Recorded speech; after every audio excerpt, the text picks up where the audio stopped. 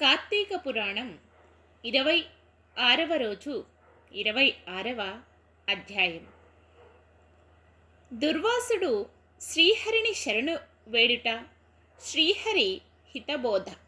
ఈ విధముగా ఆత్రి మహాముని అగస్త్యునితో దుర్వాసుని కోపము వల్ల కలిగిన ప్రమాదమును తెలిపి మిగిలిన వృత్తాంతమును ఇట్లు తెలియజేసెను.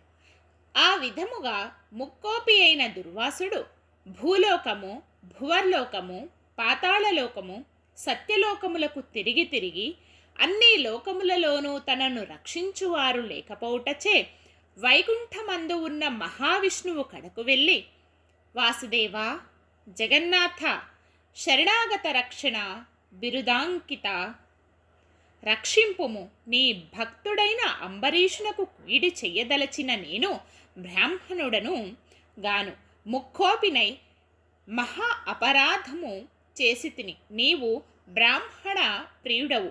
బ్రాహ్మణుడైన భృగు మహర్షి నీ యురుముపై తన్నినను సహించితివి. ఆ కాలిగురుతు నేటికీని నీ వక్షస్థలమందు ఉన్నది. ప్రశాంత మనస్కుడై అతనిని రక్షించినట్లే కోపముతో నీ భక్తునికి శాపమిచ్చిన నన్ను కూడా రక్షింపుము. శ్రీహరి, నీ చక్రాయుధము నన్ను జంపవచ్చుచున్నదని దుర్వాసుడు శ్రీమన్నారాయణుని పరిపరి విధములా ప్రార్థించెను. ఆ విధముగా దుర్వాసుడు అహంకారమును వదిలి తనను ప్రార్థించుట చూచి శ్రీహరి చిరునవ్వు నవ్వి, దుర్వాసా, నీ మాటలు యథార్థములు. నీ వంటి తపోధనులు నాకత్యంత ప్రియులు. నీవు బ్రాహ్మణ రూపమున పుట్టిన రుద్రుడవు. నిన్ను చూచిన వారు 3 లోకముల యందు భయపడకుందురా. నేను త్రికరణములచే బ్రాహ్మణులకు మాత్రమే ఎట్టి హింస కలిగించను. ప్రతి యుగమందున గో, దేవ, బ్రాహ్మణ, సాధు జనంభులకు సంభవించే ఆపదలను పోగొట్టుటకు ఆయా పరిస్థితులకు తగిన రూపములు ధరించి దుష్ట శిక్షణ, శిష్టరక్షణ గావింతును. నీవా కారణముగా అంబరీషుని శపించితివి. నేను శత్రువుకైనను మనోవాక్యములందు కూడా కీడు తలపెట్టను. ఈ ప్రపంచమందుగల ప్రాణి సమూహము నా రూపముగానే జూతును. అంబరీషుడు ధర్మయుక్తముగా ప్రజాపాలన చేయుచుండెను. కానీ అటువంటి నా భక్తుని నీవు అనేక విధములా దూషించితివి. నీ ఎడమ పాదములతో తన్నితివి. అతని ఇంటికి నీవు అతిథివై వచ్చి కూడా నేను వేళకు రాని ఎడల 12 గడియలు దాటకుండా భుజింపమని అంబరీషునకు చెప్పవైతివి. అతడు వ్రతభంగమునకు భయపడి నీ రాకకై చూచి జలపానమును మాత్రమే చేసెను. అంతకంటే అతడు అపరాధము ఏమి చేసెను? చతుర్వర్ణముల వారికి భోజన నిషిద్ధ దినములయందు కూడా జలపానము దాహ శాంతికిని పవిత్రతకును చెయ్యదగినదే గదా. జలపానమునరించిన మాత్రమున నా భక్తుని దూషించి శపించితివి. అతడు వ్రతభంగమునకు భయపడి జలపానము చేసినాడు, కానీ నిన్నవమానించుటకు చేయలేదే. నీవు మండిపడుచున్నను బ్రతిమాలి నన్ను శాంతింపజేయ చూచెను. ఎంత బ్రతిమాలినను నీవు శాంతింపనందుకు నన్ను శరణు వేడెను. నేనెప్పుడు రాజు హృదయములో ప్రవేశించినాను. నా శాప ఫలము 10 జన్మలలో అనుభవించుదనని పలికిన వాడిని నేనే. అతడు నీ వలన భయముచే నన్ను శరణు వేడుకుండెను. కానీ తన దేహము తాను తెలుసుకునే స్థితిలో లేడు.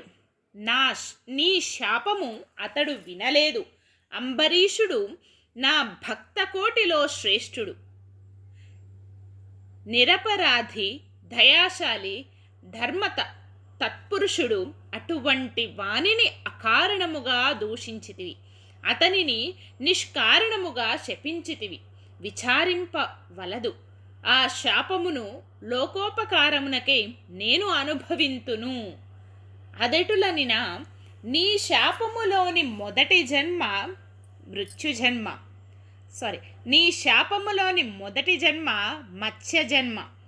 నేనీ కల్పమున మనువును రక్షించు నిమిత్తము సోమకుడను రాక్షసుని జంపుటకు మత్స్య రూపమెత్తుదును. మరికొంతకాలమునకు దేవదానములు క్షీర సాగరమును మధించుటకు మందర పర్వతమున కవ్వముగా చేయుదురు. ఆ పర్వతమును నీటిలో మునగకుండా కూర్మ రూపమున నా వీపున మోయుదును. వరాహ జన్మమెత్తి హిరణ్యాక్షుని వధింతును. నారసింహ జన్మమెత్తి హిరణ్యకశిపుని చంపి ప్రహ్లాదుని రక్షించును. బలిచే స్వర్గము నుండి పారద్రోలబడిన ఇంద్రునకు తిరిగి స్వర్గమును అప్పగించుటకు వామన రూపమెత్తి బలిచక్రవర్తిని పాతాళలోకమునకు త్రొక్కివేతును. భూభారము తగ్గించుటకు క్షత్రియులను జంప బ్రాహ్మణుడనై జన్మించి భూభారమును తగ్గింతును. లోక కంటకుడనై రావణుని జంపి లోకోపకారము చేయుటకు రఘువంశమున రాముడనై జన్మింతును. పిదప యదువంశమున శ్రీకృష్ణుని గాను, కలియుగమున బుద్ధుడుగాను, కలియుగాంతమున విష్ణు చిత్తుడను విప్రుని ఇంట కల్కి అను పేరున జన్మించి అశ్వారుడుండనై పరిభ్రమించుచు బ్రహ్మద్వేషుల నందరును ముట్టబెట్టుదును. నీవు అంబరీషునకు శాపరూపమున ఇచ్చిన 10 జన్మలను ఈ విధముగా పూర్తి చేయుదును. ఇట్లు నా 10 అవతారములను సదా స్మరించు వారికి సమస్త పాపములు హరింపజేసి వైకుంఠ ప్రాప్తి నొసంగుదును. ఇది ముమ్మాటికి తథ్యము. షడ్వింశాధ్యాయము 26వ రోజు పారాయణం సమాప్తం. కార్తీక దామోదరాయ నమః. ఓం నమః శివాయ.